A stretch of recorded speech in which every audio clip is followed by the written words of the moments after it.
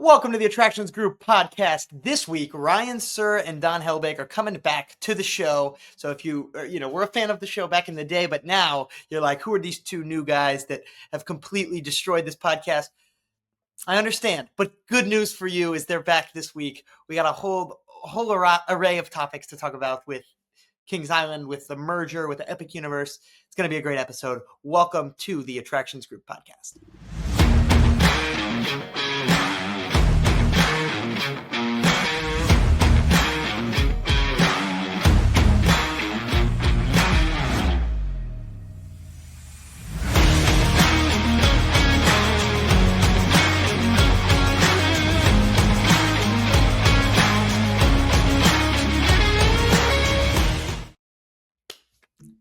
Hey, how's it going?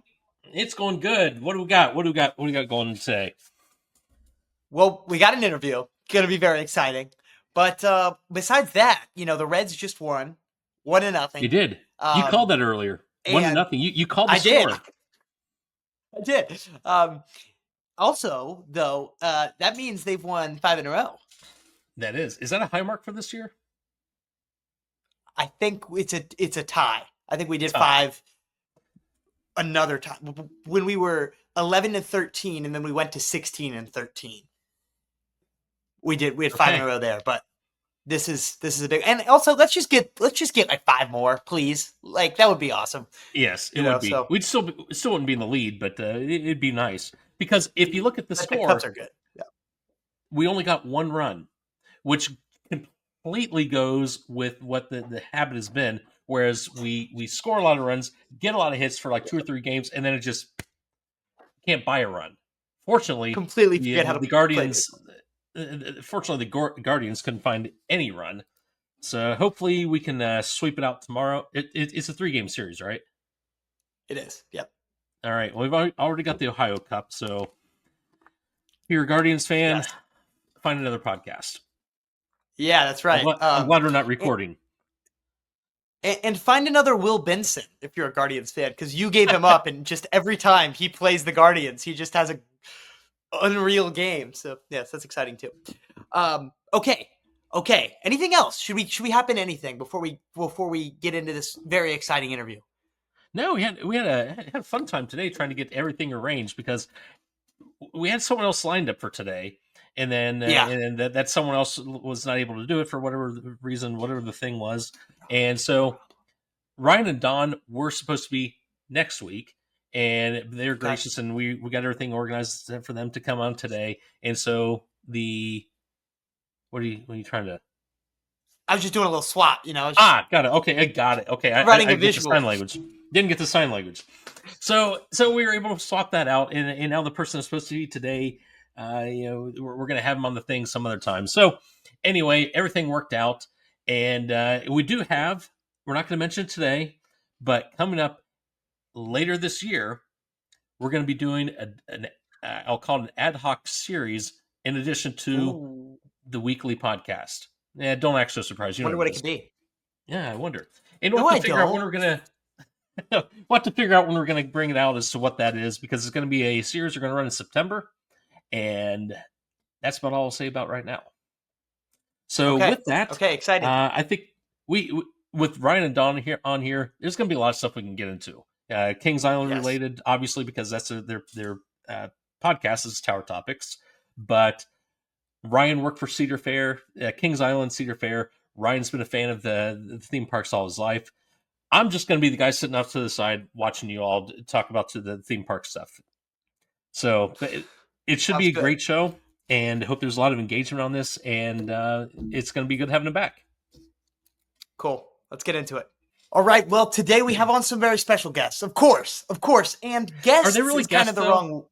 Yeah, right. Yeah, we're really still kind of the guests, right? Yeah. But they're in our living room, so it works. Yeah, it absolutely works. Works great. Welcome back to the show, Mr. Ryan and Mr. Don. How's it going? Awesome. How are you? It's going good. Double thumbs up. It took you a second, Don, to respond on that. You got a lag on that, or is you kind of fake that response?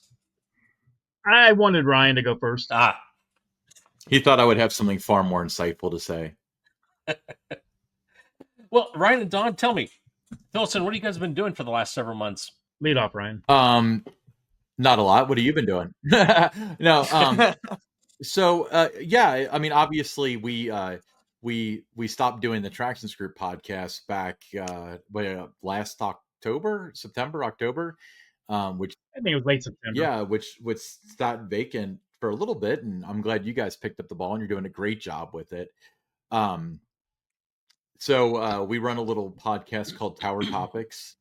Either you listen to it or you lie about listening to it. Let's be honest here. And, Guilty pleasure. Guilty pleasure, yeah.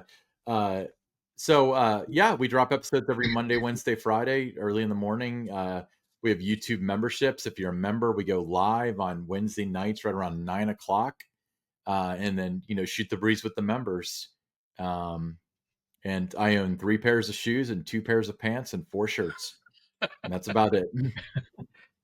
Well, Don, for me, I've got the new Hawaiian shirt. Yeah, I was gonna say I can't really see that too well. Do you have the Hawaiian shirt on now, or is it? It seems a little muted. It's sort of one. It qualifies as one. But yeah, I got some new Hawaiian shirts. Outside doing Tower Topics, I've had a chance to get out to some different parks. I've made 3 visits to Dollywood since they opened in March. I've been to King's Dominion, a couple of visits there as part of the Ace Spring Conference. Was at Busch Gardens, Williamsburg for a couple of days. Got to experience their food and wine festival.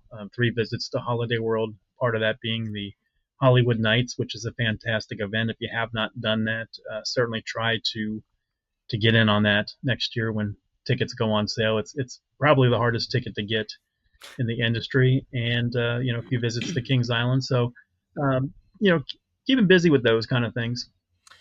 A very important question, though, Don. Got to ask, how many Buc-ee's visits is included in all of this? The Buc-ee visits, you would have about 9, I think it is. 9 visits to the 9 ones in either Richmond, Kentucky, or Sevierville. Yeah, so it's 9 on those visits to Dollywood. So we stay in the Pigeon Forge area sometimes, like after the park closes, we'll go down late at night and get a late night snack or something, or early in the morning go get breakfast there. So it's about 20 minutes or so from the park, so it's convenient enough. Do you leave the park to go for lunch or supper? No, we won't do that. Once we're at Dollywood, I mean, we're there. You're not going to walk away from the food at Dollywood. I mean, no chance whatsoever you're going to do that. I mean, it's amazing there with the food that they have. But the last visit to the Buc-ee's in Richmond, they had, and this is about 3 weeks ago, they had a new supply of their Buc-ee's Hawaiian shirts for this year, but didn't have it in my size. Oh no! But I loved it. I mean, it was fantastic. I mean, it was the best one that they've done. I've got 3 different versions of it, but this one would have been the best one. But did not have my size. They did not expect to get them back in because they said it's a seasonal thing. Brutal. Have either of you two been to Epic Universe yet since it has opened up, or for a past member preview or anything like that? Yep, I have. Nice. Okay. Well, I'm going next year in May. So Ryan, right now, I'm living Epic Universe, visiting vicariously through things that he posts on social media or that he tells me about or sends me pictures of, and that. So Ryan keeps me up to date with what's going on, and it just builds that anticipation more and more every time I hear something from him about Epic Universe. Amazing, as it should. So Ryan, did you get on the Ministry, the battle, Harry Potter and the Battle with the Ministry? Yeah, I think there's like 6 people on Earth that got to ride the Battle of the Ministry. So we went when it was like AP and hotel guests only, like that period. Yeah. And we were really lucky because we had a lot of luck with stuff being up. And then it seemed like after that is when Monsters was down for 3 weeks and Ministry was down for 10 days and all that stuff. But so the only 2 things that I really wanted to do that I didn't get to do was Battle of the Ministry, as well as the How to Train Your Dragon show, Untrainable. I've heard that's like the best theme park show in the world. So I have another ticket for July, so I have something to look forward to. But, nice. Have you been out there yet, Cleet? I have. I did get to do Untrainable Dragon, but I did not get to do the Battle of the Ministry. I went during the same period when it was for an annual pass preview, and have not been since actual opening. So now, of course, they've dropped the virtual line. So getting on the Ministry is difficult, but only by virtue of the line being really long. Not difficult in the like real sense that it was with the virtual line just immediately being full. But yeah, I mean, it's a really cool park, and I got to do Stardust Racers single sided, which is kind of a bummer that I didn't get the full race, but also kind of cool because who knows if once the park is operating not in technical rehearsals like now, that'll really ever happen. So I mean, maybe that is cool. Yeah, I think what you're saying is absolutely true. The racing element is just. Did you ride the green or the yellow side? yellow side. It was only yellow all day. Oh my god, the green. So the yellow side, I would say like that's definitely like a top 5 coaster. Like that's an 8.5 out of 10. The green side, the one on the right. Do I have Yeah. that right? That Yep. one, oh my gosh, it's like it's like a 15 out of 10. It's that celestial spin at the end when they're interacting with each other. You're on the top of that one. Oh, it's just I wasn't super excited for Stardust Racers because for Epic Universe, I was more interested in like the immersive stuff, Monsters Unchained or Monsters Unleashed, and Ministry and that sort of stuff. So I didn't think that Stardust would be anywhere near like one of my favorite experiences. But aside from Monsters, that coaster is, I mean, I can't say enough about it. I could go on all day, and we only have so much bandwidth. I have a lot of friends that have ridden that, and they've told me that as far as they're concerned, that's the best new ride for 2025. So when the golden tickets come around, they said that they would not be surprised if that won best new ride for this year. Yeah, it's pretty spectacular. No doubt about that. It'd be an atrocity if it doesn't win it. And a lot of people got to experience it. The park didn't open until May, but they had technical rehearsals for about 2 months, and they had the team members ride and the media ride and that stuff. So I think it's been exposed to enough people to possibly win that golden ticket for best new coaster. And if it doesn't win, I say we riot. I mean, what else could win? Like Alpine Fury is still not open. I think Rapterra. Yeah, Rapterra at King's Dominion, I think, will be in the running for it. Okay. The one they just opened, Great America in Chicago, I think, is getting very, very positive reviews. I think it got a late start. It hasn't opened even yet. But I think one that probably would have been a serious candidate was Alpine Fury. But who knows when that's going to open? It could be the end of June, beginning of July. That's a little late with the voting because you would only have about 2-3 weeks to go out and experience it before the votes are cast. Mm-hmm. So, but there's there's a lot of good new rides this year. Yeah, there are a lot. Yeah, I mean, like you got Alpine Fury. I think looks like the most intriguing. You got to do Rapterra, Don. Right. But the thing though is like Alpine Fury is a premier ride, so I feel like a lot of people are going to like it, but the people that are the most critical don't really like their trains.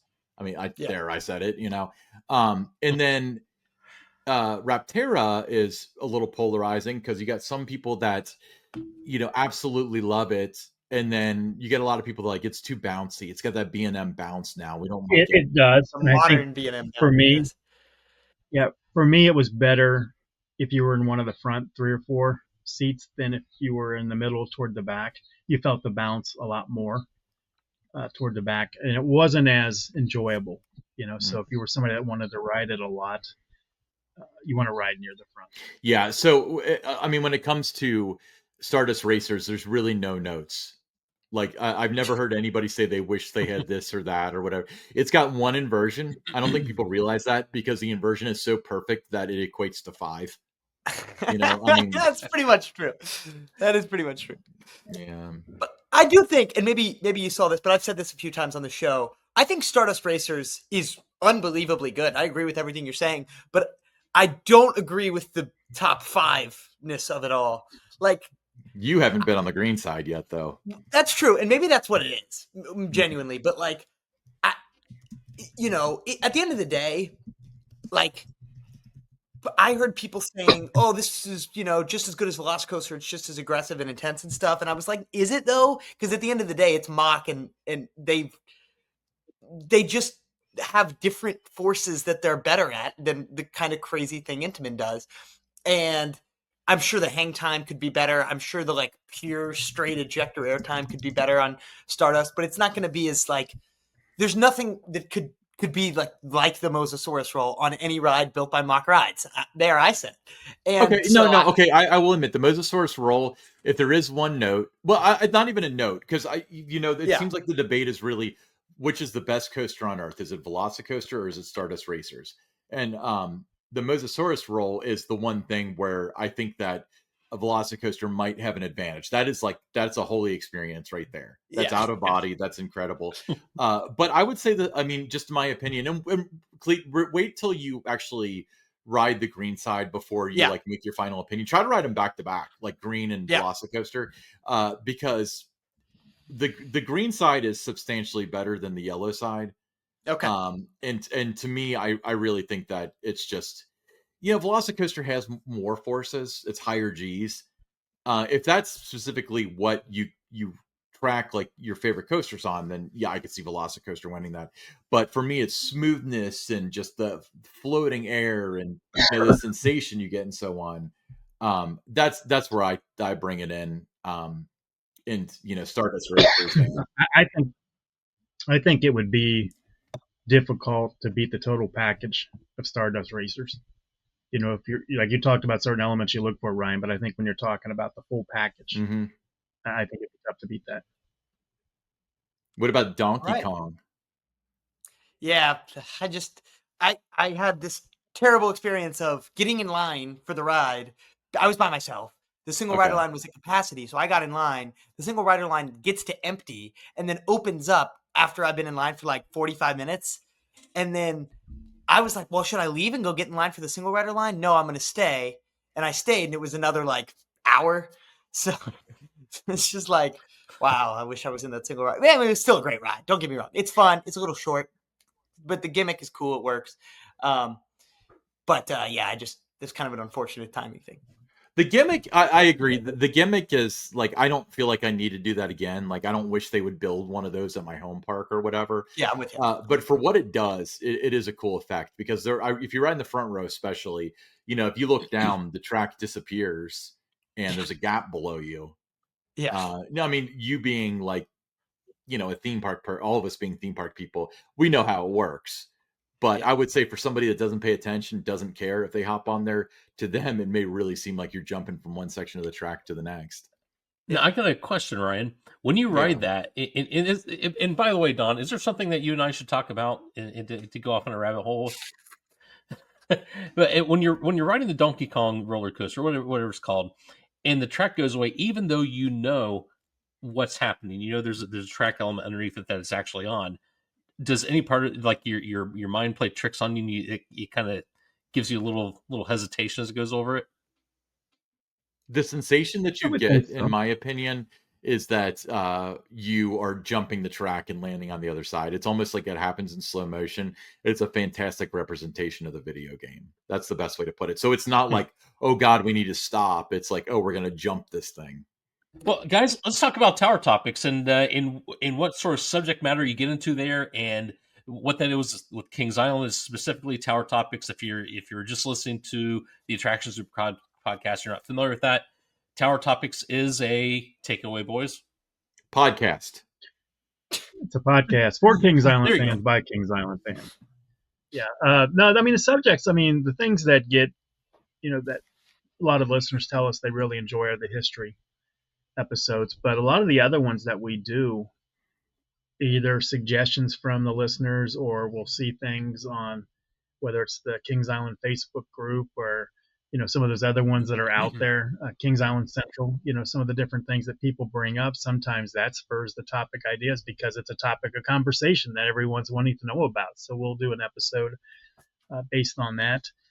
We have a lot of we've added some new elements to the show, new segments, things like Tower Topics tidbits, things that don't really warrant a full episode, but we can talk about for like 2 or 3 minutes on. That's something that the listeners would want to know about. So we've added that. Buy or sell seems to be a pretty popular segment that we do, and then we take the listener questions. I think that's something that those go anywhere. I mean, we have no idea. I mean, people will send stuff, and I think sometimes they don't think we'll use it, but we do.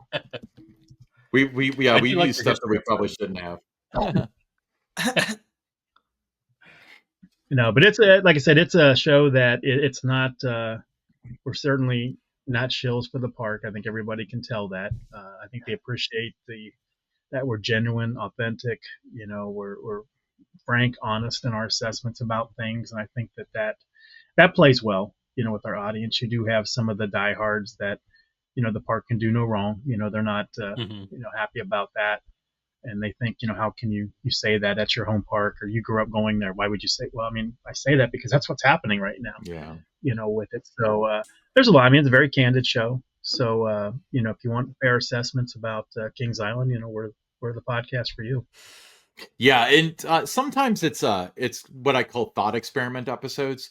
They're more common now. The ones that we started with, I feel like, were alternative history. What if the original bat had worked? Mhm. What if we never got rid of the vortex? Like we talked about that. We negate it's not a matter of, the bat didn't have banking, so what if they had banking? It was more like, what would the park look like now? What would the park have looked like in the 5 or 10 years after 1982 or 81? I don't know, Mhm. Don, you would know the date. When the bat was installed and then quickly removed. And then recently it's, we got the merger going through. And so we do a lot of interpreting with stuff that they say on a corporate level. For example, we're going to do an episode coming up that drops actually tomorrow as of this recording, but they talk about cost synergies. And Don and I have both been to the park and kind of viewed what cost synergies, quote unquote, mean, and it's not pretty for Kings Island. Give a brief definition of that, because I've heard the term, but I'm not even sure I understand it completely. Cost synergies in theory is like we instead of buying Coke for 14 parks, we're buying it for 30, so it's cheaper. Or we can make all the Halloween events haunt, and then it's cheaper to purchase merchandise that way. Or we'll have more leverage against Icy and stuff. Unfortunately, they promised $150 million worth of the stuff. In my opinion, I don't think they came anywhere close. So what they're doing is the cost synergies that we talk about on the episode are more like just budget cuts. They have to hit that number. Mhm. So things like, rides being shut down, restaurants being shut down. Recently it's, Coke stands being out of Coke with no hope of it being refilled. They always had a problem with ice. Now they never have ice. Not having. You've got drink locations closed. The one that the Coke Marketplace, it's been several days since that's been open. The Kings Island Miami Valley Railroad, they've been running it for most of the day. They run it with 3 cars instead of the 6 that it always ran with for 53 years. And then somebody asked me, they said, well, where are they saving money by doing that? Well, number one, you don't need as many employees, to kind of like space them through the train to watch everybody. With a shorter train, you can see everybody. And number two, because the load's lighter, they're not spending as much on the water for the steam and all that stuff for the boiler. So they're able to save right there too. So just things like that. Or on the Beast, they had, there's been days this year where they have 2 employees instead of 4 on the floor. Yeah. Racer, 2 on the floor instead of 4 on the floor. So I mean, just things like that kind of, to the average guest who doesn't pay attention to all these things like Ryan and I would, you go to the park and you don't know the difference, but we know there's a difference, and we know that a line where we entered into the queue that would have normally been like 20 minutes is now 42 minutes. Right. Because it's taken longer for them to check the bars. And I feel bad. If you're going to the park, I mean, none of this is the employees' fault. No. It's the associates. They're getting beat up by the guests and things. It's not their fault. It's coming from above. Nobody at the park level has anything to do with this, but they're told to slash budgets, and try to come in. You got to look at where to cut. And those are the kind of things that you can kind of quietly do, but it does impact your experience, when the wait time becomes longer just because they don't have as many people checking. I mean, look at the Dodge and how many cars there are. You got one person running that thing and they have to go check everybody's restraints and everything and then come back and operate it and then go back around and, help people get back out and open the exit gate. It's just, I don't know. I mean, it's just not the same operation wise as it had been throughout the park's history. This year it started to take a little bit of a hit last year because we knew the merger was coming. This year, it's really taken a hit. And then you have all the staffing cuts that they did. You have all the park presidents or general managers. They were forced out. May 31st. You could either accept a position, you could go operate the scrambler or something, or a lower position, or you could say you retired. And what former that's what former park presidents and managers were retained? Like I know it's Jeff Siebert down in Texas was retained. He was promoted to another position. Mike Coons here locally. But he had been promoted to a regional. Okay. Yeah, he was a regional general manager, so he was okay. But if he had been the park president at Fiesta, Texas, and had not been promoted, he would have had to play by the same rules as everyone else. Right. Who are some of the others they retained? Oh God, I don't. So a lot of them were the old regional managers. So Jason McClure is the regional manager over like Kings Island's, like the Midwest district. And he was the GM of Cedar Point, but got promoted to a corporate level not long ago, 2 or 3 years ago. About a year and a half ago, Yeah. years ago. But it's just, and you had a lot of people who were like in operations, rides managers and that, they were basically told that their positions were going to be eliminated. They could stay on as a seasonal, part-time employee, did the same job, but make a lot less, or they could accept what they call a separation agreement. And that happened in a lot of different departments, across the chain, whether it was food service, human resources, rides, entertainment, so everybody had that choice, take a lesser role part-time. And then when it's, you're heading into June, where else are a lot of these people going to go? So they kind of knew that a lot of the people would stick around and still do the same job for a lot less. And for some of them, they've never known anything else. They've been working at the park since they were 16, and they're now like 35, 40, 50 years old. That's all they know. So they're going to accept the lower paying position. Well, and I feel like this is going to happen again, but the opposite way around, because their intention for these moves is to regionalize everything. You don't need a general manager. You can have a regional general manager and just a park manager, and a lot of the boots on the ground, rides managers and stuff that do stuff constantly are being let go, but they're adding like regional operations people. I don't think I need to articulate the flaw in the thinking with that. So most of the time when there's layoffs, like if the economy's good and people are doing good, they end up cutting fat out of the company, which is like, the regional whatever or the district whatever. Mm-hmm. So I've got a feeling that what ultimately is going to happen is this is going to flip upside down. They're going to start putting people back in the parks and then cut out a lot of the regional people. So the people that got, I agree.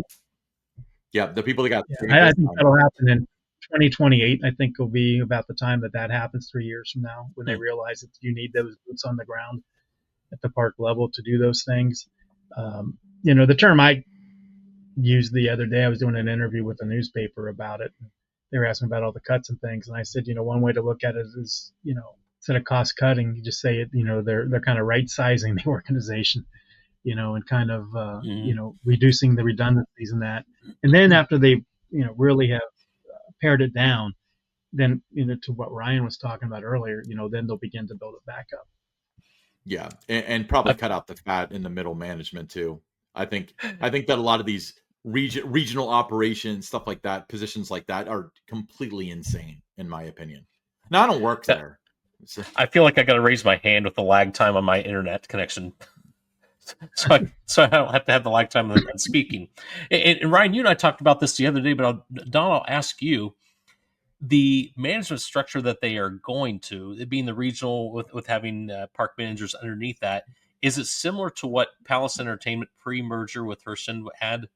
And I don't know if you're familiar with that, but a professional connection of mine was general manager at Kennywood up until about a year and a half ago. Then he was promoted to a VP level over their northeast parks. And then they brought in another person to manage Kennywood. Is that kind of what they're trying to go towards, or is that a pattern? Yeah, it's something like that, except for you don't get the title. You get park manager, so you're not considered a general manager or anything like that. I think you can work with that model. I don't think it's necessarily a bad thing to have a regional general manager and a park manager, running the day to day. I don't think that's a terrible thing. with what I think how they handled it, and so many good people being shown the door, I think was not the best thing. But I think that can work. And I look at it as, a lot of times now with, sports teams, we used to have the general manager, and that was, now you have president of baseball operations, VP of baseball operations, now the general. So you have a lot more layers. So I think it's kind of like that, where it's just, there was always somebody that they had to report to anyway, the general manager. So it wasn't like they ran the show.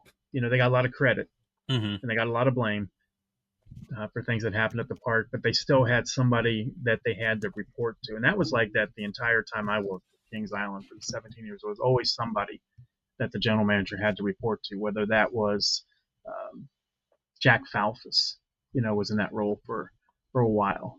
Richard Zimmerman was in that role for a while. So there was always somebody. And as they got, the company began to grow after Matt took over. I mean, there was more and more of the regional general managers. But yeah, I mean, there was always somebody. So what's really, just other than the title, nothing really changes in that regard in terms of how they're doing it with the legacy Cedar Fair parks. So what do you think this means for events like Winterfest? I mean, Haunt, I could see continuing because it's wildly popular and the parking lot's usually full. And I had the thing that I got known for a number of years ago, Ryan, where I pull in the north lot, drive straight through, go out the south lot because there's too many cars. Yeah, but it's called pulling a David. Yeah. Oh, I want that to take on a life of its own. Anyway, I think that people can get fooled by that. That Haunt is really crowded. But say they have, I'll just throw out a number. Say they got 45,000 people on a Saturday, beginning of October. 45,000 people. Out of those 45,000, how many are season pass holders that did not buy a ticket? You already had their money all year. So how much are you really gaining during those days? Unless these people are buying incremental stuff, the food, the different things they have for tricks and treats. Maybe they're buying some of the merchandise. Where are you really at a park like Kings Island gaining by having an event like Winterfest or an event like Halloween Haunt? You're not, so I think that I wouldn't be fooled by everybody saying it's popular. Look at the crowds every weekend. That's not going to matter. I think it's just going to come down to, where are they at, in terms of their cost synergies, how much have they saved right now and what do we need to do? And right now, unfortunately, they can say that guest experience matters. It doesn't matter until they meet their numbers, so for the next 2 or 3 years, the guests are secondary and the priority is the investors. And that might mean, an event goes at a park. It might not be all the parks, but some of the parks may lose tricks and treats, or they may lose their haunt event. They may not do their winter event. It wouldn't be across the board, but some of them may not do it. We already saw King's Dominion, has dropped Winterfest. That was a popular event there, but they still dropped it. So it's unfortunate what's going to happen. Like I said, it's going to be a rough ride. But I do think once they get to where they need to be and they can really start focusing on the future, which they've targeted as 2028 would be for their reset, they'd be ready to go at that point. Then I think we start to see, a much better future for Six Flags.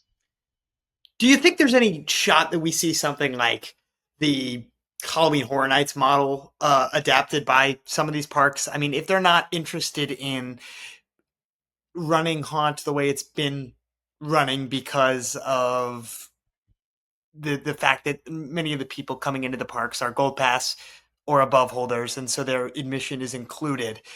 Do you think we'd ever see, and maybe it's not Kings Island, maybe it's not a legacy Cedar Fair park at all, maybe it's a legacy Six Flags, but a Halloween event that continues and keeps going, but they try to say, hey, your season pass is no longer going to get you in to this Halloween event. It'd be a little harder for Winterfest, I think, just because it doesn't draw the way the Haunt does, but I don't know. Do you think that could be a possible, day admission only, or maybe a season Haunt pass, like a fall pass or something like that? Ryan, you go ahead and start this one. So, are they going to charge for Haunt? No, they cannot do that because they've given away for free for 25 years at this point. Well, not 25 years, but pretty close to it at this point. You can't give something to somebody for free and then take it away on that scale. However, Six Flags charges for a wristband to get into the haunted houses. Sure. Yeah. Would we see that model? I'd be kind of shocked if they didn't try it. I don't think know we about may this see year. I think we may see a trial with a upcharge attraction this year at Halloween Haunt at Kings Island and maybe Carowinds and maybe Cedar Point, just to see how it goes. And if it works, then I think they roll it out the next year for all of the mazes. Mm-hmm. Yeah, but I predicted this on our show. It's going to be, they'll try it for a new maze. It'll be a new cool maze, and they'll charge a reasonable amount, like $3 or $5 or something, and then it'll be like, that was great, that was so worth the money. Then they start charging it for everything, and then people start having expectations where, I mean, they've had the same mazes at Kings Island for 10, 15 years in some cases. If they're going to start charging it, they're going to have to completely flip every maze every 3 years or so. Yeah. So I think ultimately what's going to happen, I'm calling it now, right here on the Attractions Group podcast. year one, which may be 2025, they're going to test by charging for the new, coolest, most immersive maze. Year two, maybe they'll charge for all the mazes, or maybe it'll phase it or something. But we'll have the next step at that point. And then I would say by year 5 of this, with this being year 1 once again, so we're talking about 2030.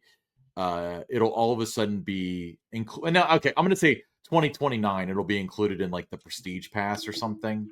Sure. And by 2030, it'll be just included in a Gold Pass or a Silver Pass. They don't seem to differentiate between the two very much anymore.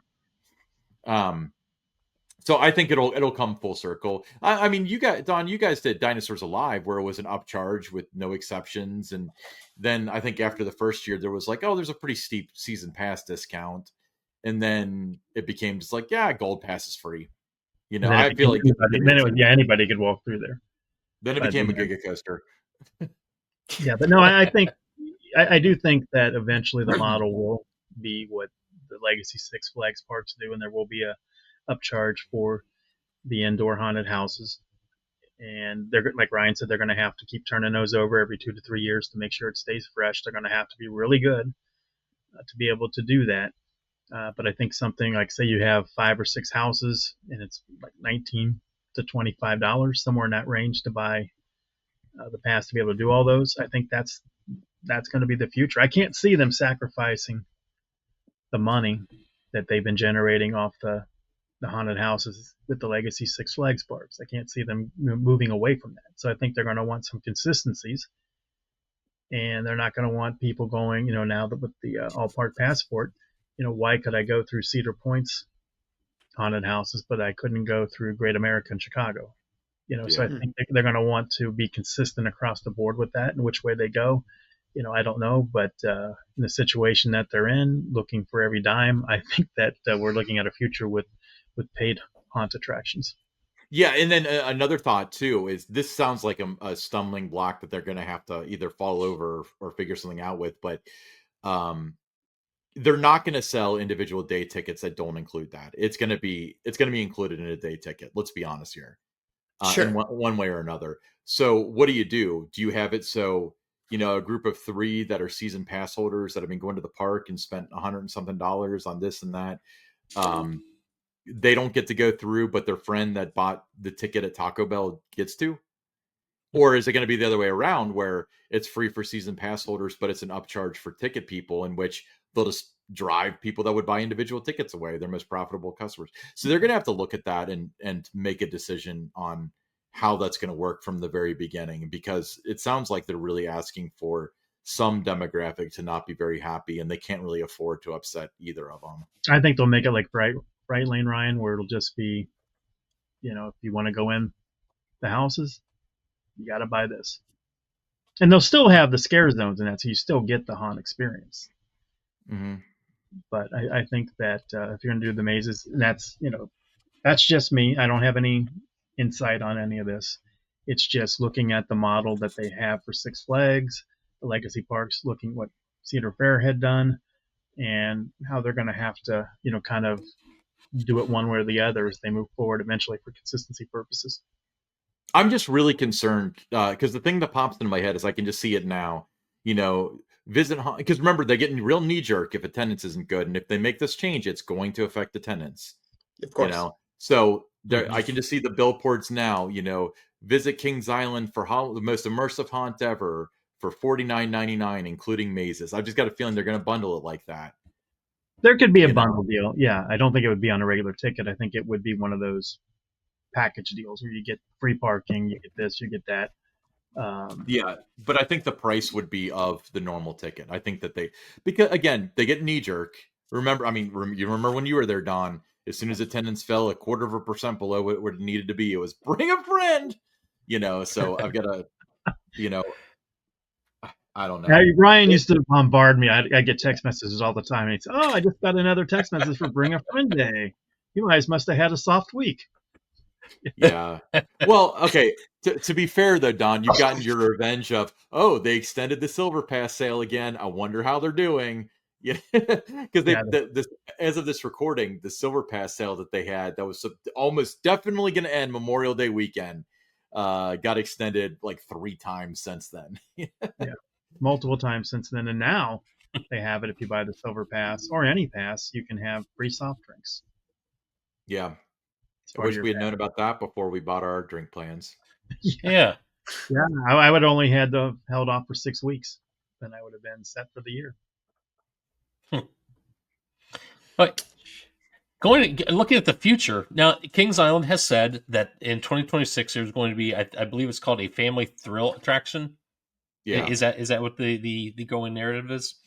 Any indication, any sort of an idea what that is? And part 2 to the question: when are they going to have something go in either the old Tomb Raider building or the Vortex plot? Well, I think the Tomb Raider building is going to be for 2026 if they don't back out and cancel. They've been known, the Six Flags side, to cancel projects when they're having a tough year. So I don't know that it would 100% still be going. The park has done nothing to tease anything about it. It's still early. I do know that they've been cleaning out the crypt building, and that's where the family thrill ride was targeted to go. And then you have Six Flags America announces that they've closed. Well, a couple rides there could be sent to Kings Island to serve as a family thrill ride. So maybe did they do that and not do what they were going to do in the crypt? So it remains to be seen. The Vortex spot, I don't think you're going to see anything there until at least 2028, 2029. I'd rather them wait till they have money and they're willing to invest in the park rather than cheap but cheerful in that spot. I think that spot's in the very back of the park, but it is very centralized. It's very visual. So if they stooge this off, it's something they're stuck with for decades. You know? Yeah. That's why I think they're going to wait, to the right time. And the earliest I can see anything going in there is 2028, but more likely 2029. Yeah. Someone will play this back, in a couple of years and say 2027. See, you were wrong. Yeah, Don's going to get canceled. Oh, come on. Yeah. There's no fact I checkers on the internet. do think, and I'm surprised. We're in mid-June right now, so normally, in May, right around Memorial Day at the latest, is normally when the teaser kind of stuff would start. But the last couple of years, they haven't really done teasers for anything. And then you just see maybe 3 or 4 days before they announce it, you might see something on TikTok or something that they're teasing something like they did with River Racers, and then they just put it out on social media, send out a press release, pop it on the website, and that's it. They don't really let the guests get involved to the degree that they used to with the teaser campaign, and let all the speculation that used to be built up on sites like Kings Island Central. I mean, that was awesome. All the chatter and things that were going on there. It drove visitation. People would come to the park just to see if the construction updates. Just to see a couple more trees were chopped down or something. And just little things like that drove extra visits that they haven't really got the last couple of years because they just haven't played it right in terms of doing the teaser campaigns. Don, do you think that they're not doing a teaser campaign because they were so terribly humiliated by the 2020 teaser campaign that they're just afraid to do it now? They're afraid of a repeat. I don't know. I don't know what the reason is. I know that part of it was they didn't know what they were going to do. They couldn't make up their mind what it was going to be called, exactly where it was going to go, like with Adventure Port. Didn't have, what the 2 rides are going to be called. So instead of announcing that in August and doing teasers leading up to that, we were handcuffed. We couldn't do anything. And then it was announced in mid-September. So there's things like that have happened the last 3 or 4 years because they were just slow to make a decision on things. And that hurts building that anticipation for a new ride for the next year. Getting those visits because people are coming out to see if another tree got taken down or if they cut the grass somewhere. Yeah. All right. So I have a fun idea here for us to end off your epic, comeback to the Attractions Group podcast. We're talking about Kings Island because, of course, we are. We're all from Cincinnati, right? Are we all from Cincinnati? I mean, obviously, we're all very affiliated with Kings Island. But... I am proudly from Northern Kentucky, actually. Oh, really? All right. How about that? Good. That's exciting. Fairfield. With that being said, I live closer to. I mean, I know you live in Orlando now, Clete, but where you lived before, I still live closer to downtown Cincinnati than all of you guys. But nonetheless. Okay, I lived in Hyde Park. I was 4 miles from downtown. Okay, maybe that is incorrect then. I'm about like a 10-minute drive from downtown. Okay, yeah, I was about the same. So it was probably close. Okay. But anyway, okay. So I would like to execute a draft where you are drafting from Kings Island attractions of all time. They could be defunct, they can be operating, whatever. You have to. We're going to go 5 rounds. You'll just select an attraction, maybe give us a reason or two. But the goal at the end of this is to have a mini park that is well-rounded enough to be considered a mini park. So you could take, 5 rides that are very similar, 5 big roller coasters. That's great. But, then you don't have a family attraction. You could take 5 family attractions, but that's, obviously then you don't have any thrill rides. So are you guys in? Yeah. Yeah, let's do it. So these can be. We can only get 5. Retired, any kind of ride, right? 5. Yeah, any kind of ride. You can anything you want, and obviously, no repeats though is the only thing. I'll say for. Sorry, go ahead. Clete. You got to clarify the rules. Is this like if we draft it, can the ride say no, or is this like a conscription thing where we'll shoot them if they don't? We'll have to talk to the ride's agent and see if we can work out a deal afterwards. Yeah, but good. That's a good point. I'd say for establishing an order to go, let's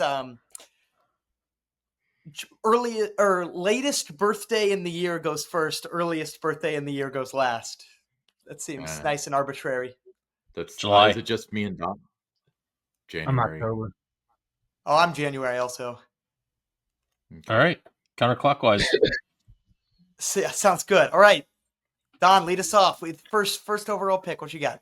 First overall pick is I'm looking for kind of an immersive dark ride, Phantom Theater, because I want something to start my park with a ride that families can do together, and they're going to want to ride it every time they visit. So I'm going with a nice dark ride like Phantom Theater. That's a good one. Does parking lot tram does that count? I'm gonna go with no. Okay. You know what? Before it gets snatched, I'm gonna say the original bat that is magically fixed, and the track isn't banked, but doggone it, new technology's got us new shocks and those things are hum. Okay. All right. The OG bat. I like it. I'm going to go with the Racer classic wooden coaster. It'll be the foundation of the park. Yeah, much like the real one. Okay, I'm gonna go with the Beast because is it really Kings Island if you don't have the Beast? So can't go wrong there. Well, is it Kings Island or a small park? Well, it's I don't know either, but maybe still I'm taking them even if it's a small park. The Beast. And is we so can good. take these rides from anywhere, right? You could take just from Kings Island. Oh, just from Kings Island. Okay. Yeah. So it's back to me now, right? It is. I'm going to go with. The Vortex. Okay. And I want it to be, but I want it to be a different manufacturer. I want it to be Vekoma design. Modern Vekoma or 1987 modern Vekoma? Taking the Vortex, with you. doing a virtual replica, but it's Vekoma doing it. That would be great. I'm with you there. Enchanted Voyage. Wait, if he's got Phantom Theater, can you have Enchanted Voyage? Because Yeah. it's the same building. It's a boat ride, though. He can have it. Different ride. Okay. Yeah, we'll say it's I'm gonna trade Don for Phantom Theater in exchange for 2 Coney Island rides and some cash and a first overall pick. Nah, I'm just kidding. So I took the racer before. I'm gonna go ahead and I'm gonna round out my coaster collection if we're gonna have a nice little park, and I'm gonna take the oh god, what's it called now? The Beastie. I've been chatting with somebody all day and calling it the Woodstock Beastie. Express. Woodstock Express, yeah. Yes. It should be the Beastie. I'm just saying. Absolutely. Well, Okay, that's because a good. the Beastie had a tunnel. Do you want tunnel or no tunnel? It should have a tunnel. Okay. It's Then the I'll Beastie. I'll take the Beastie. Fair enough. Okay, And there you go. Woodstock Express. Yeah. All right. I've got a great, I got a great big coaster to do that old coaster. I'm going to go for the most modern coaster in the park and a small coaster. I'm going to take Soapbox. That seems like a good family attraction, and it has the benefit of having Jonathan India having ridden Soapbox. Seems like gives you, some extra magical powers or something. He can dunk. I read Soapbox can dunk, so that's useful. Soapbox, okay. Yeah. I think we're doing pretty well for a small park on coasters, so I'm going to go with something that is kind of the, I guess, the heartbeat of the park. It's going to be the Grand Carousel. Oh, good choice. Great pick. That's a good lot one. of history there too. Yeah. Scrambler. Classic theme park ride. It is a classic park ride, especially small park ride. Yeah. Yeah. There you go. Okay, I'm going to go off script a little bit. So to me, I feel like the difference between, small, medium, and large park is the entertainment aspect. I'm going to take the Kings Island Theater. Nice. Okay. Well, it's So you're an taking empty theater. Kings Island Theater or American Heritage? I never went to the American Heritage Theater, Okay. so let's go with Kings Island Theater because that probably has the newer seats rather than the Paramount Theater, which had the benches. Yeah, that's right. Mm-hmm. Forgot about that.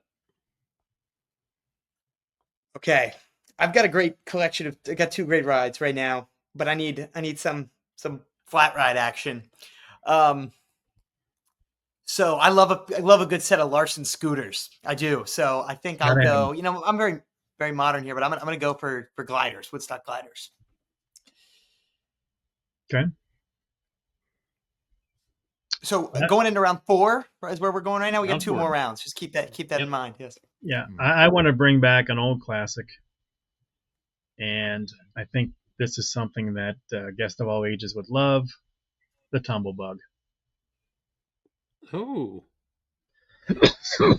Is Kennywood the only place that has one of those left? Yeah. I thought there was like 3. Is that There the might only one in the United States? I think the only one I know that's operating in the States is Kennywood's that I know of. Kennywood's so cool. They've got the only Noah's Ark too. If you guys haven't been to Kennywood, you need to go. I love that Yeah. park. Yeah, but I think that would be a nice touch to the flat ride lineup is to have. We got the Scrambler, already. So I would go with what I just said, the Tumblebug. Okay. All right. I'm going to put Tomb Raider in. That's as an the excellent Tomb Raider, choice. not the Crypt. Oh, Okay. yeah. So you're looking And for a that- ride with a lot of downtime, right? Yeah, he made sure to caveat the whole original Beast thing. He didn't say anything about modifying Tomb Raider. So now that's your problem. Oh. Technicality. Well, if I mean, I was going to take Tomb Raider, but I'll take the one that works. I'll take Madame Fatale. No, I'm kidding. I was trying to think of a kids ride that I would want to take because I feel like I need a kids flat ride. And the one that actually kind of comes to mind, this is going to be so random, but Boo Boo's Baggage Claim. Oh my word! I'm lost. That's Little kid Tumblebug. That predates you. Oh wow. That works. That works. We got a pretty nice park we're building here. Mm-hmm. I'm trying All to right, build one that people are going to look at and wonder what the heck he's trying to build? We're trying to build Waldermere in Ohio. I'm gonna go for a ride very near and dear to my heart.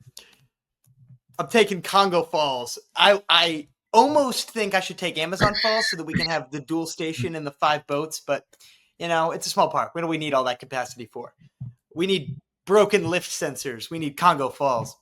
So need cool off, stand on the bridge, get soaked. Fun for everyone. Why would you take Congo Falls? I bet if you wait long enough, the park will just give it to you. Oh, There you go. You can go pick it up. All right, back to me. Last round. Here we go. Yeah, I'm going to go with another old-time classic that I think would really round out the flat ride lineup. I'm going to go with the. I'm thinking between 2 right now. Hold on one second here. I don't want to say the wrong one of the 2 because it's important. Well, I'm gonna pass my pick for the moment, then I will come back to me after the next pick. Wow. Risk of it being stolen here, but They won't be stolen. Probably. I can guarantee you that. Okay. The 2 I'm thinking of will not be stolen. All right. Maybe one, because I'm thinking the original antique cars. Okay. But there's 2 of them. One was Less Taxis. I don't know what the other one was called. King's now, is Antique, that- or it was like Kings Island Autos, or it was something basic. Auto Delivery or something like that. All right, is that one ride for both of them, or is it 2 rides? You can say it's 1. When they counted ridership, it was counted as 1. Okay, because we're making up the rules as we go. Yeah, I'll take the original antique cars with the whole setup going through the countryside and the going over the bridge over and under. Okay. I'm not taking it if I can't have the ground that it was on. Okay. I've settled on my pick. Okay. I'm going Bayern Curve. Oh, nice. That's a good pick. Well, we'll get through here and we'll see what your other one was. Yeah. I'll take Muppet Vision 3D. Oh wait, that's not for sale. Should be. I'm gonna go with Windseeker, but before it's moved to my park, it's like they re-engineered a little bit so it's not stupid and it can run in a little bit of wind, and they don't need to bust out the National Guard if it needs to be evacuated.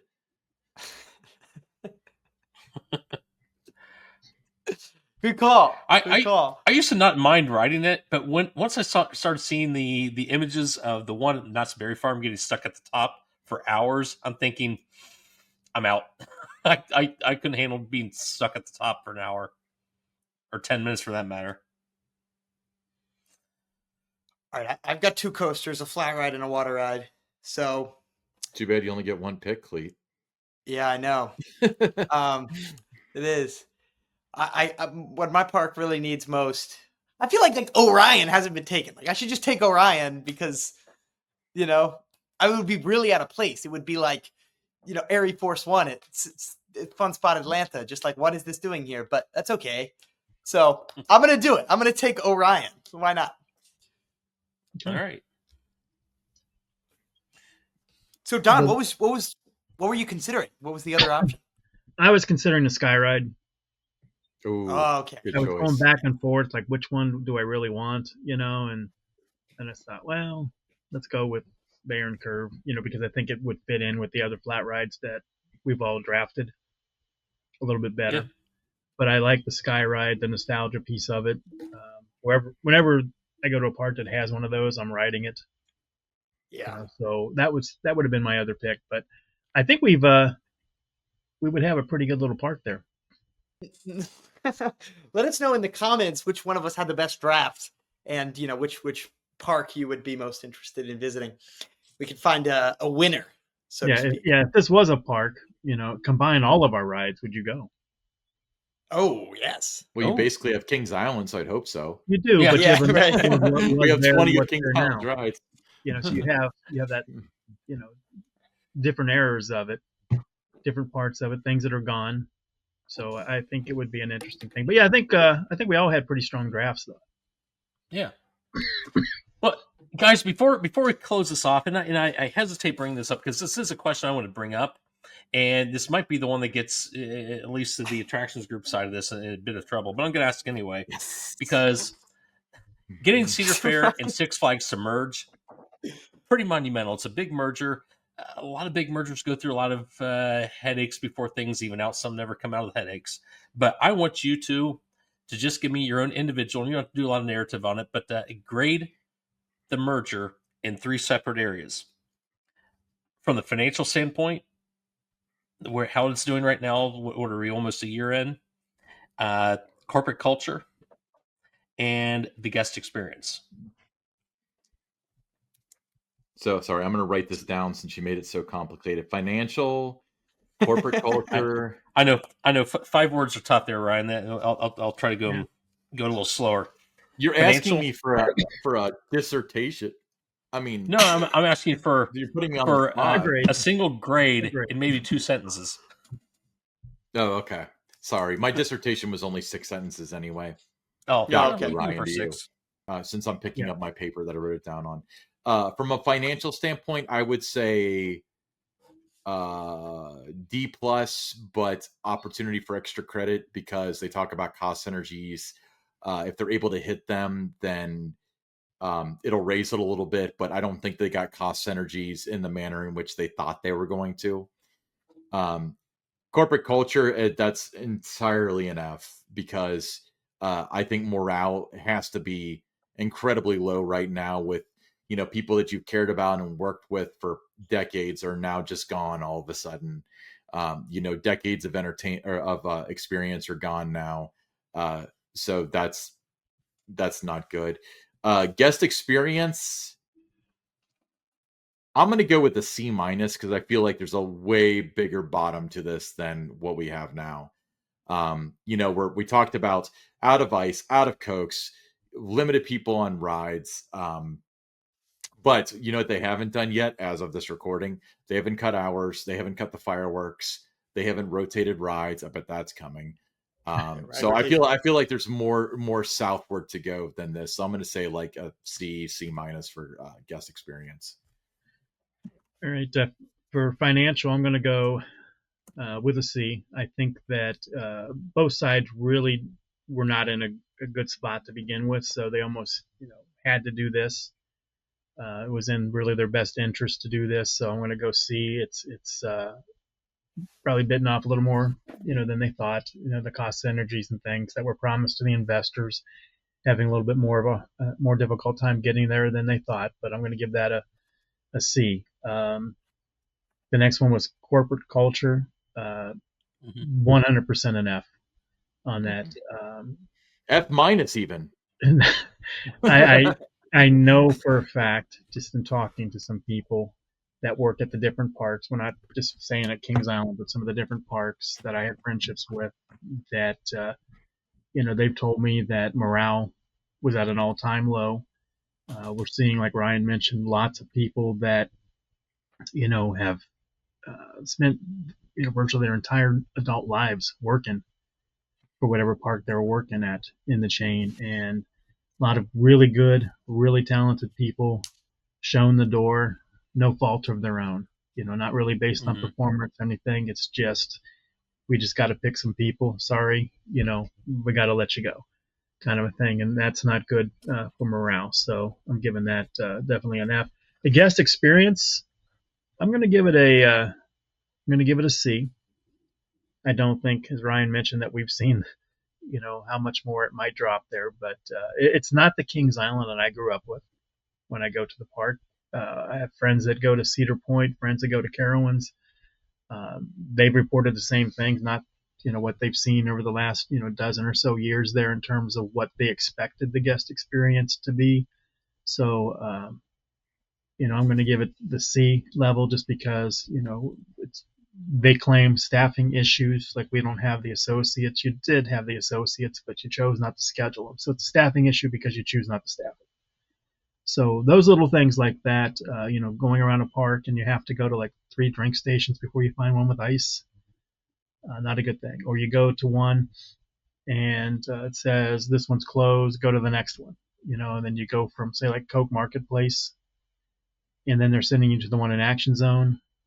And as I counted on Sunday, there was 43 people in line to get a drink. So just little things like that, it just really impacts the guest experience. I think you don't see the personnel out in the park that you used to see. You used to see a lot of the full-time staff would be out there. I mean, the full-time staff definitely trimmed down, but there's no presence out in the park like there was before. So that part is a little concerning too. There were so many people that really took a lot of pride in everything in the park, and you wonder, did they get cut? Are they still here? They just don't want to go out in the park and have guests coming up to them, complaining about stuff. I don't know what that is, but the experience, it's right in the middle right now with a C. I'm hopeful that we'll see some improvement there as we get into the next year, and then by 2028 that it's on the rebound and it's back to what we were accustomed to. But it's definitely not the Kings Island that I grew up with, especially when you see like trash cans overflowing, tables dirty, out of drinks, out of ice, things closed around the park, restaurants not opening, until a certain time, closing early, those kind of things. That's bothersome to me. What about you guys? Well, I don't know. I haven't been to Kings Island this season. So I haven't been to. I've been in Knott's, is the only park that I've been to since the merger. Oh, right in your backyard. Yes, exactly, right in my backyard, Knott's. But I will say, like, there are definitely, for instance, if I purchase the premier pass right now, right, the pass to get into every Six Flags and Cedar Fair Park, that is a lot cheaper than what it used to be to buy a Cedar Fair Platinum Pass and the gold, or forget which color it was, but to have the same product before the merger. And that's like not completely useless as a fact, and things of that nature are not completely ignorable to me. Sure. So although I do think I'm everything you're saying is bad. The things like an ice machine not being full is just like at the very basic level. Like, this is what your job, make sure the park is able to run as a park. But I do think there are opportunities still for the guest experience to be improved, to be heightened by this merger. And with the addition of Hershend acquiring, the American portion of Parques Reunidos Palace Entertainment, I do believe there could be a bit of a back and forth between these two now very large chains, even though they're kind of making a different product, right? Hershen's parks are all smaller. And nonetheless, I think that there could and might and maybe even will be an increase in the quality of the product made by both of those chains because of the existence of one another. Because, of course, with Six Flags and Cedar Fair merging, the thing that makes you the most nervous about that is the fact that they no longer have each other to fight against. Right. So I do just have a little bit of hope yet, mostly because of that, that new Hershend chain being able to push back, hopefully. Yeah. Okay. Cleet, you bring this up, Cleet. You mentioned, or we've talked about the guest experience and that, where we rank that. Major new rides opening in the chain this year. Siren's Curse, not open with the park in May, going to open June 28th. Alpen Fury, major new ride, not going to open until the end of June. If then, it might even be later than that, early July maybe. Six Flags Great America in Chicago, that didn't open until a couple weeks ago. So they used to always have the brand new shiny toy ready to go when the park's open for the season. Everybody would be excited about that. But now people don't really know when to plan a visit because they're not quite sure when these new attractions are going to be open, unless you're a local and you can kind of come and go. You live 20 minutes from the park, that's one thing. But for those that's the 1 or 2 times a year they're going to be there and they need to get the overnight stays and that, they don't have any clarity on this kind of stuff. And that's also, something that, you see that whether it's the social sentiment or people just, posting things on things that I'll post on social about stuff, that what they're seeing and what they feel. So little things like that add up, that it's like, well, we'll get it open when we get it open. Look, Don, you would know more than we would because having been on the inside. How much of that is really in the park's control, though? When you have another organization design the roller coaster, another organization that builds the roller coaster, another organization that installs it. Well, some of it is on the park. I mean, it depends on, how quick you make decisions, Yeah. on what the name's going to be, where it's going to go, all those other things. So the quicker that you can decide on those kind of things, the quicker they can get to work on it. Sometimes, like I mentioned earlier, Adventure Port. Normally that would have been announced in August, but at that point in time, there were still, what's it going to be called? What are the two new rides going to be called? How are we going to position this? So, I mean, there was just so many things that were up in the air until we got to mid-September. So and it didn't even open with the park the next year. And it's two small flat rides, that would go up in a couple of days at a carnival. So Yeah. that's kind of frustrating for the guests that, last year or in 2023, they got to Kings Island in the spring and neither of those rides are ready to go yet. Cargo Loco, Soul Spin, got to May, not ready to go yet. Memorial Day, not ready to go yet. Now you get into June, and then they open separate of each other. And then finally they're both together, but by that time the buzz is all gone, and that was a lost opportunity to create a lot of excitement for that. Yeah, I want to add on one thing that kind of came to mind. So, Cleet, you mentioned how good of a deal it is to have all these parks under one pass, and it is. I mean, the all park passport's $100. Unfortunately, I think this is going to be the last year of that. At their investor day, they talked about doing regional passes. So I've got a feeling that, for example, there's going to be an Ohio pass for Kings Island and Cedar Point. It'll be a little less. It'll be between $50 and $80. But how much do you think the all park passport will be at that scale? I think they add all the parks is going to be like $200, $300, somewhere around there, simply because they added the scale to it, But that may or may not work to their advantage because, saving $20, I don't think is going to make a big deal if people are going to go to Cedar Point anyway. And I feel like essentially they're just going to save people money ultimately because I'm only going to go to Kings Island and Cedar Point, so I'll just buy the cheaper passport, the regional passport, rather than the all park passport. So I don't know. Then you won't be able to save money by buying it from Canada's Wonderland, will you, Ryan? I wonder if they're doing this targeting me. Probably. Wait, as far now, just what? Go ahead. I didn't raise my hand. Just one more note. I think just because the precedent has always been that a new ride ought to open with the park, does that really mean that is the best way to do it? Just an idea here.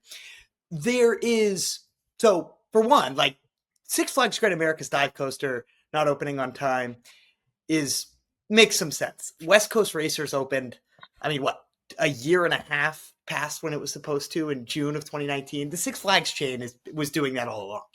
But two, if you're a park that's open year round and you say a ride is new for 2026, okay, the odds that means it's opening at the beginning of 2026 in January are very low. You're probably going to open it at the beginning of the summer.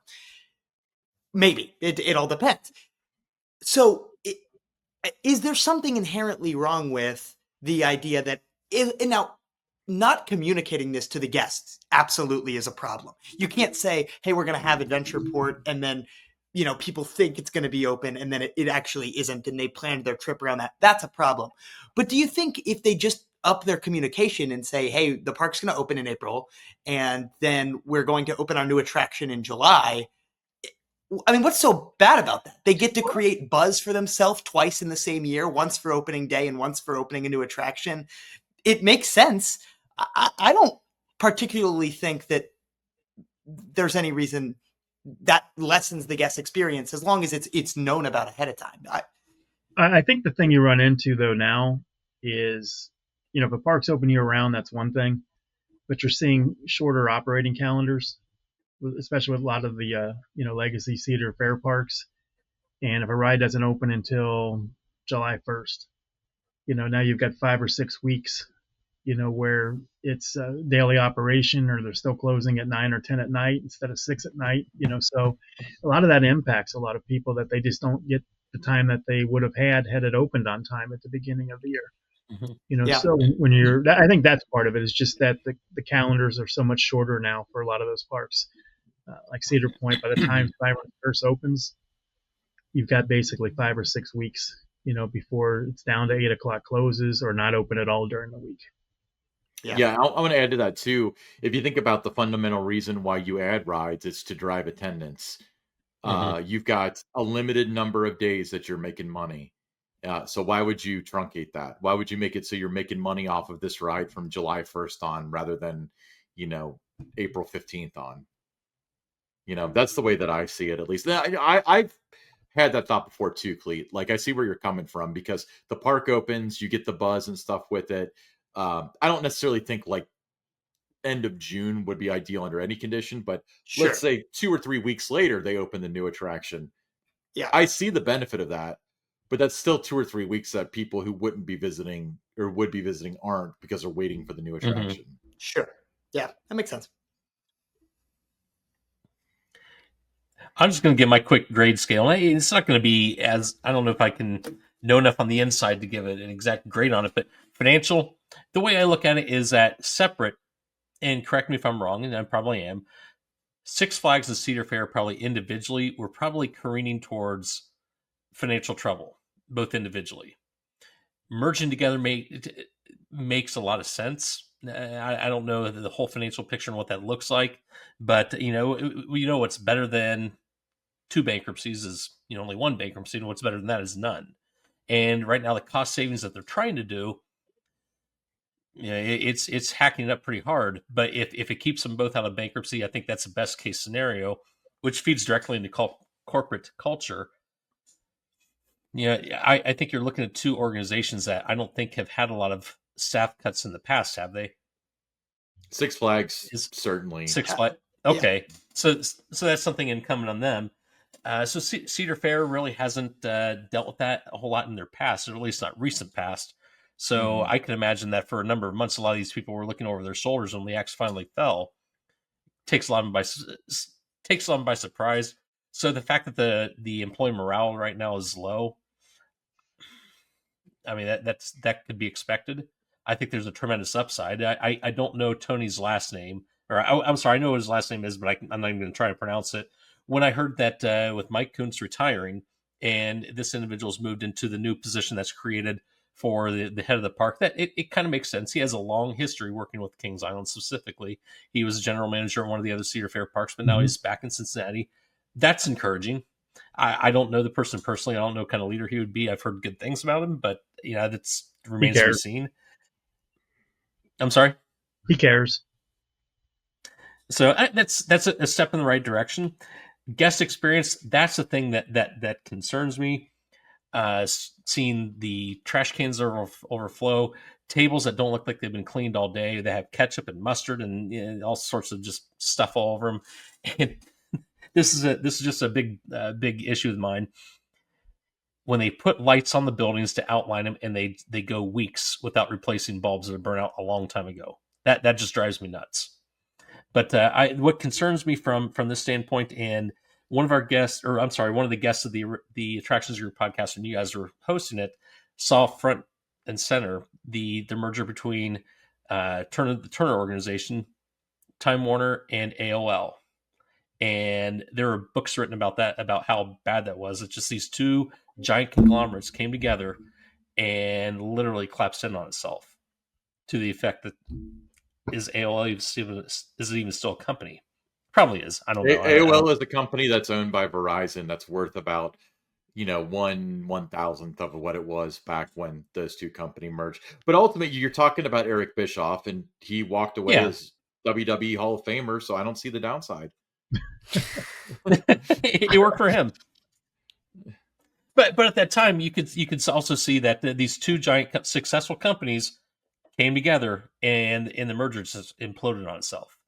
So from a guest experience standpoint, the staff cuts and where they're cutting them at, and how much they cut, there's only so much that people are going to be willing to pay X number of dollars to get into a park, and for and this isn't just Kings Island. It's Disney, it's Universal, it's the other Six Flags, whatever parks you want to say. The food's overpriced, regardless of where you go, and the amount of money that people are going to want to come in and eat and just get what the locations are and things sitting around. It's going to work against them, and I think if anything, they bring money back to reinvest in the park. I'd reinvest in the staff before I'd reinvest in a large attraction. Oh yeah, Get the guest, no doubt. Get the guest experience on the molecular level back. Right. Yeah, because it doesn't matter what you put in that's new. If the experience isn't good, people aren't going to go. Yeah.